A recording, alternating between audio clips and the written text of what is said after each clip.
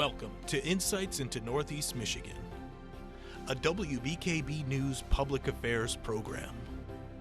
Insights deals with the issues affecting those within the community, as well as Northeast Michigan and the state. And now, Insights into Northeast Michigan. Welcome to Insights. I'm Sherry Stewart.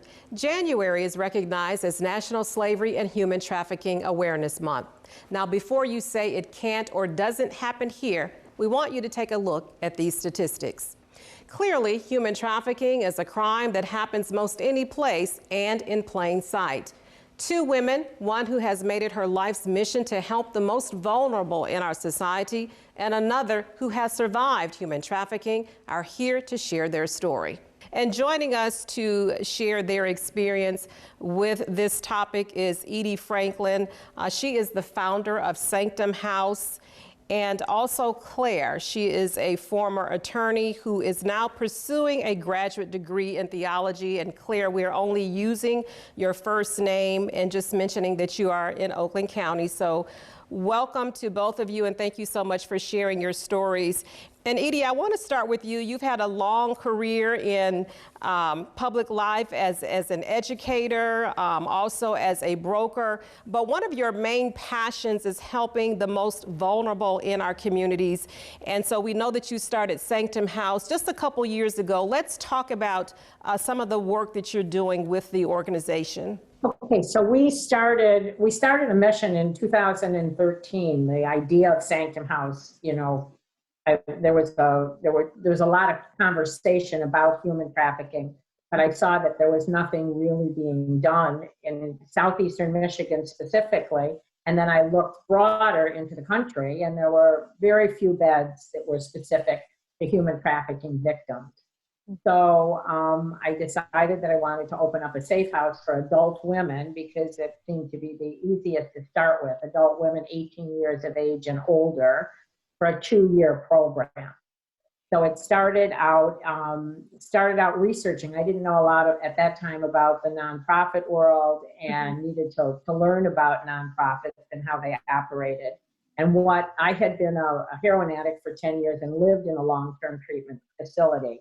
And I believe that long-term treatment is what was also needed for women with extreme trauma and drug addiction together, combined. So that we created a program that is focused on a dual diagnosis of trauma and drug addiction. And so we offer our women in 2 years, everything that they could need to repurpose their lives, from physical, psychological, educational, spiritual, skills training that they would need throughout that 2-year period. And so, Edie, also, we're going to get more into the nuts and bolts of what your organization does, but let's take a look for a moment and talk about what human trafficking is not.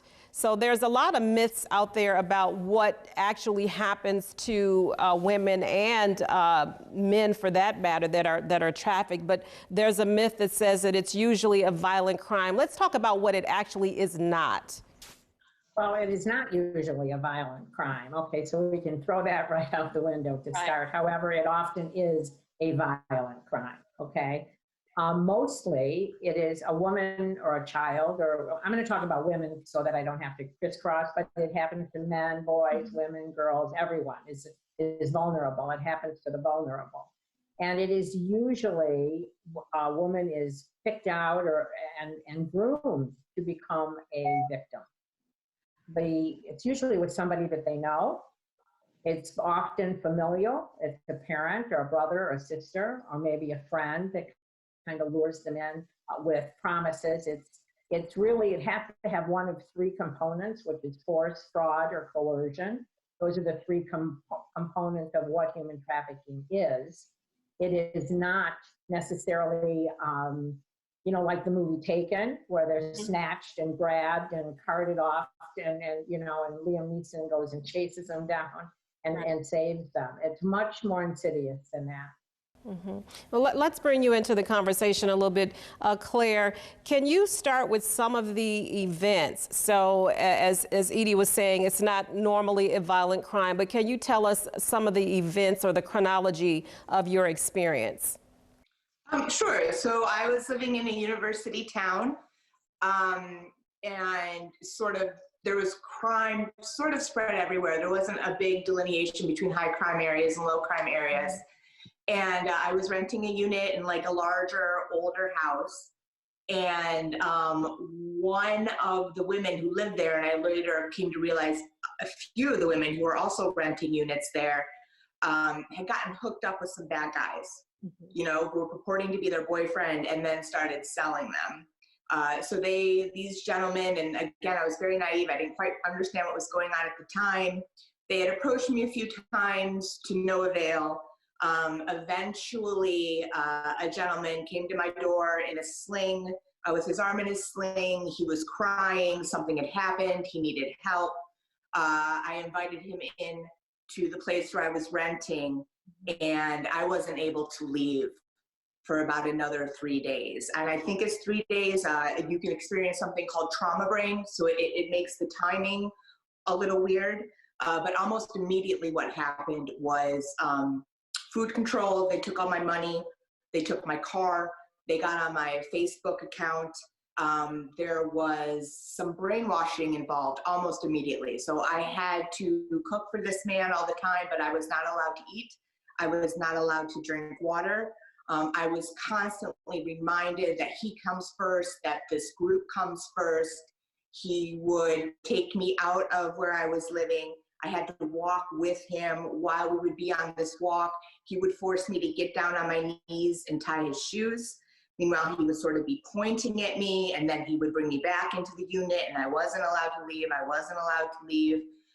Eventually, he called this man in a truck, and he told me that I had to go with this man in this truck and do whatever.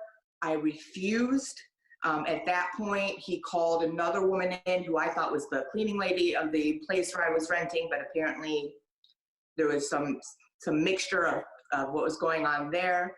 And she showed me what I later came to learn was a crack pipe. They tried to get me to do crack. I said, no, I don't do this. I'm not going there with the guy in the truck. I'm not gonna do whatever this is. I don't know what this little thing is. And I was sexually assaulted and like berated. So they berate you, like, oh, you're gonna do what I say, you're such and such, you have to do this now. And they establish an immediate dominance. I had failed to show up for work because obviously all of this was going on. A distant cousin was called as my emergency contact. She came by. I couldn't say anything just to keep things safe. She left. At that point, the man who was holding me became very nervous, was trying to call other people involved in this ring, trying to get money on this card. He was unable to do so. I convinced him that if he walked with me to where I work, I could get him money, and I promised him that I would go with him wherever he wanted. After that, he was trying to take me to Detroit. And once I got in a public place with people that I knew, I was able to say that I am very unsafe. And the cops were called, and I was taken to the hospital. Wow, that is such a shocking story, Claire. We want to thank you for sharing that, but we have more questions, and I know you have more to share on behalf of victims. And also, Edie, we want to talk about, your process, your program at Sanctum House. So we are going to take a quick break, and we will be back with more insights right after this. Welcome back to Insights. We are talking about Human Trafficking Awareness Month, as January as recognized as a time when we place heightened awareness on this crime in our communities. We know that it happens many times in plain sight. And Claire, at the break, you were talking about how you actually survived this ordeal. But you also talked about during the break with me is that how as a single woman you may appear vulnerable if you live alone. Talk a little bit more about that. I'll ask you that, of course, and then Edie, I want to get your comments on that as well. I would say that it's very important to take a step back and see how maybe the impression you give. So I didn't feel vulnerable, right? But if I'm not in a relationship, if someone's not coming around all the time, if I am living alone and I'm spending a lot of time alone, those are signals to people who may not have the best intentions. And so to try to counteract that, or just to be aware that you might want to institute other safety protocols, just take a step back from your life and try to think, do I look vulnerable? Do I appear vulnerable? And what might I be able to do to change that a little bit? That's a great point. And Edie, let's talk a little bit about Sanctum House. So you started in 2013. You have a full-on, and I love it that you say it's a wraparound program. So you just don't work with the victimization, but you're looking to make women whole, like Claire, that have gone through this just horrific ordeal. So let's just talk about some of the things that you do at Sanctum House. Okay, well, we say that it's an up to 2-year program, but we start with, because a lot of our women have not been to a doctor. They've not, they've either been drugged and they don't know that they're sick, or once they get drug-free, because we're a drug-free, 24-hour care place, facility. And so we get them to a physician, so the physician takes care of them, a gynecologist. We get them to a psychiatrist, a social worker. We like to work together with the client, so that we have a case manager, a program manager. We do everything that's possible that anyone would really need to change their life. So once they sit down, when they come in, they can rest for a couple of weeks just to kind of start to trust a little bit, see what the process is in the program, see how we live together in community. And then they sit down with their therapist, because they have therapy 3 times a week, and survivor group therapy, and all sorts of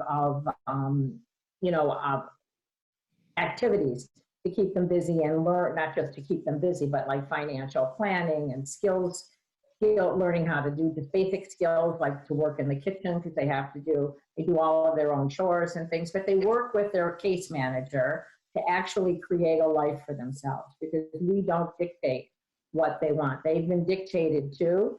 So one of the main things that we like to say we give at Sanctum House is we give the woman choice and open up the possibilities for a path for them to live. So we partner with colleges, and women have gotten their GEDs and their high school diplomas.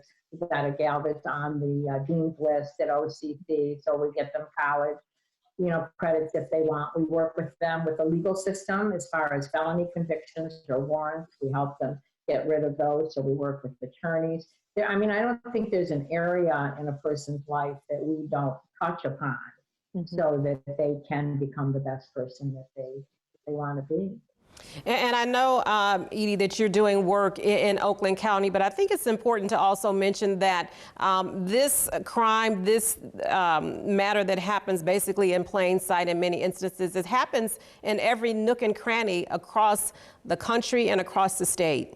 Well, we're a national company, okay? We're a global company. If it needed to, somebody was coming in globally, but we take women from across the country. We're recognized on the Polaris, Polaris website as a facility. So we have women from, sometimes a woman needs to get away from where they live. Right. So, we've had people from Oregon, from from Tennessee, from different parts of the country. And a lot of times we were the first long-term treatment facility in southeastern Michigan. But there are not a lot of beds. There's maybe 500 beds, 600 beds across the country. We really need to expand, which is one of the things that we're wanting to do right now, is to triple our capacity, because there are a lot of women out there across Michigan, across the country, that are looking for us. We light a candle every morning in our women's circle, our morning circle, for the woman that is still out there and looking for a place. And Sanctum House is offering, beds and care and love. Love is not just enough. We have to, and I always say too, we don't, save women. We give women tools so that they can save themselves. Yeah, and so Claire, you're certainly one of the women that took those tools to save yourself as a survivor, and having gone through the program at Sanctum House. Talk a little bit about that. What was your journey like as you look to rebuild your life? I think it's so much more than even rebuilding your life. You have to rebuild yourself. I think the trafficker-victim relationship is predicated on control, and it's predicated on domination. And the way that is achieved is by teaching the victim that she or he is absolutely worthless. And it happens so quickly. It happened to me like that in 3 days. And so when you come in, you have absolutely no trust in anyone or anything. You don't trust yourself. You don't feel like you're worth anything. All you are is full of shame and fear. And traffickers use that shame and fear to manipulate and control what they consider to be a product. And what Sanctum House does, and I think what makes Sanctum House at the vanguard of all of this, is that it identifies the trust issues, it identifies the feelings of worthlessness, it identifies the fact that you need time to deal with that. And so there's an entire holistic program built upon not only putting together the life that you need, but putting together the self that you need to live that life. So there is intensive trauma therapy, there's intensive group therapy. I have an entire group session that's devoted just to healthy relationships, because you can't go forward in life and have relationships if you have no trust, if you have this in your background. And so what Sanctum House does, even in its surrounding, in the level of care that's put into the facilities themselves, is they teach myself and my fellow sisters here that, in fact, we are worth something. Mm-hmm. That we don't have to carry that shame and fear around, that we can trust the women who come in here and show up every single day to love us and to care for us. And then we can take that and we can go out into the world and we can rebuild the life with the education help and, you know, the physical health care and everything that goes along with that. Mm-hmm. And that's a great place to take a break. When we come back, we want to talk more about being a voice for the most vulnerable. Obviously, both of you have done that. And we want to talk about how people can support Sanctum House and what we can do to bring greater awareness to human trafficking in our communities. Insights will return after these messages.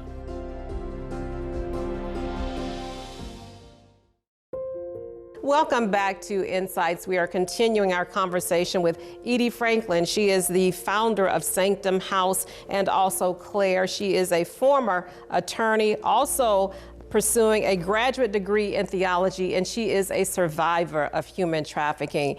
And Edie, I want to pose this question to you. We talked a little bit earlier about some of the myths about human trafficking, but obviously there's others. People believe that if you've been a victim or victims of human trafficking may have a certain look, but that's not always true. Talk to that. Well, I think we get this vision. It's like we think, what does a drug addict look like? Yeah. What does a prostitute look like? Okay, we have this vision that it doesn't just look like you and me or our mother or our sister. You know, we think that a pimp is only a man. Mm-hmm. A pimp can be a woman. Okay, so it's the same with a traffic victim, young or old. I mean, they're from babies mm-hmm. to older women. So there is no look. It can be anyone and anything. I think one of the really big myths is we think that compliance is consent. You see somebody that's being taken advantage of, that's vulnerable, and because they're doing this, one of the major myths is that it's the woman's choice or the boy's choice or whatever. Sometimes it's sex it's called survival sex. Mm-hmm. You're just doing it because you need to eat. You have no food, and so this isn't because I want to do it. This is because it's the only choice that I think I have. They don't know that there are other choices out there. So it can be absolutely anyone. I mean, look at Claire, look at me. You know, it can be anyone. You don't have to be, you just don't know who it is. It's anyone and anything at any age. Okay, so we can't isolate it. And it's really important to know that compliance is consent. We think that they're throwaway women. I mean, I know for myself, I thought of myself as I was this, I was in the streets, I was this, I had to go away for treatment, but there are no throwaway people. People are not throwaway. People are not property, and people should not be sold. And that's what it is. It's modern day slavery, truly is. And it needs to stop. It needs to stop. And the more aware we become, it's like the more we know, the better we do. And we can't turn our heads away. It's such an ugly topic. When people start to look at it, they want to look away, as opposed to supporting programs that exist, because there are women out there with nowhere to go, they think.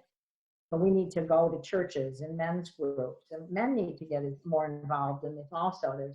It tends to be a woman that is working in it and doing fundraising and doing, groups and things like that. Men need to take a look at it too.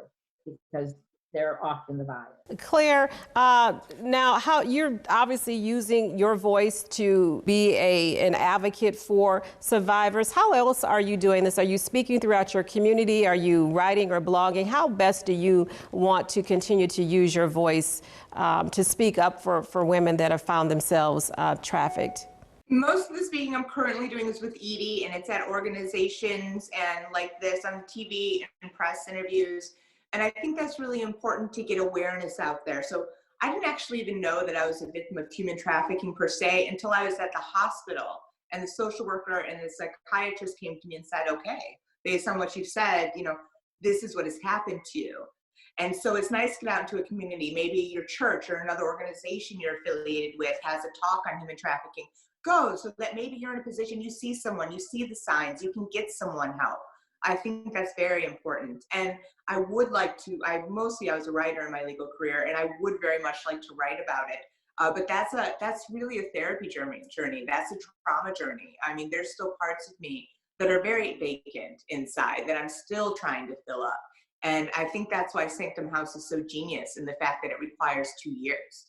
I'm about 1.5 years in now, and there are still parts of me that I can't quite access, but I'm working on it every day. And then I would say the camaraderie between the women here.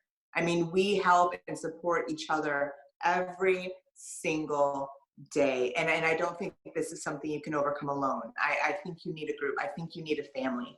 And I think it's something that we all need to work on together, not only here in Sanctum House, but in the wider community, because, selling someone for profit is not okay.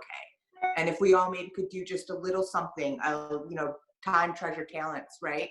If we could just do a little something, then maybe we can help and start to make a difference. Well, we certainly want to applaud you, Claire, for being so brave to come on and share your story with our viewers today, and glad to know that you are recovering those important parts of yourself, all of yourself. So again, we just really applaud you and thank you for that.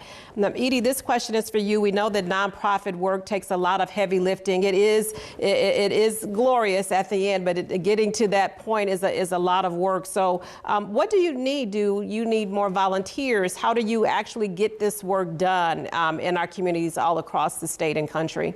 Well, we depend on grants and foundation money and individuals that support us, fundraising events and money. Right now, we have an opportunity to expand to triple our capacity. So we're really running like a capital campaign, not running like a capital campaign. We're doing a capital campaign to raise $3 million to purchase our property so that we have an ongoing program that can transition women from the beginning all the way through to getting them an apartment on our campus. We're calling it a healing campus, so that they can transition out. But we depend on money from people that will give us donations. Mm-hmm.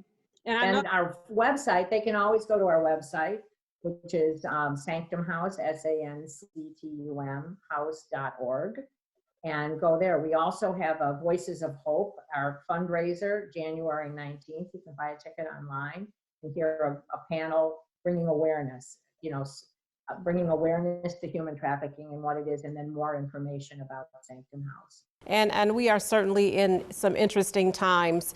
In the time that we do have remaining, Edie, I'll just leave it with you. What are you hoping that you will be able to do this year with Sanctum House? I know obviously you want to provide more services for women, but you're looking to expand your footprint. So what else do you want to do at Sanctum House this year? I think the main thing is to bring, obviously to grow and to be able to help more women. But as we learn, we know better, we do better. I'd like to expand to global, to nationally, maybe a chat line, maybe a talk, where people could call in and we could help people, kind of like an open line for people to call in, where they call like a suicide hotline, but they call when they're in difficulty. But to know, I think more than anything, I want the women that come to us to know that we are a safe place for them and a place for them to heal and to become the women that they're supposed to be. Yes, well, we wish you well on your journey in doing that and reaching your capital improvement goals or building fund goals. And again, Claire, we thank you so much for coming on and sharing your story with us today.